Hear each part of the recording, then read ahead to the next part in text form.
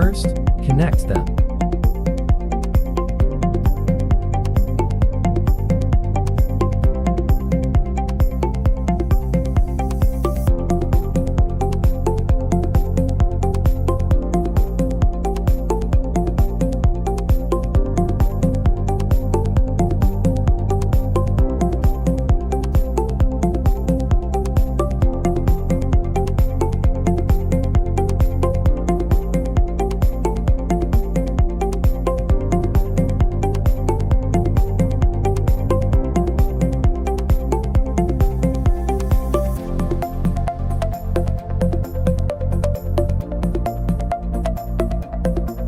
Plug in the dongle into the computer.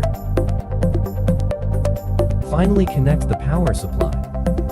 Then open the PAMFlash software on the computer.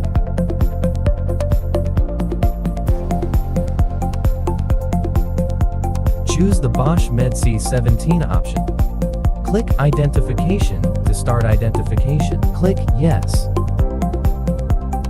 After successful recognition, click Read to read the data. Click Yes. Just save the data after successful reading.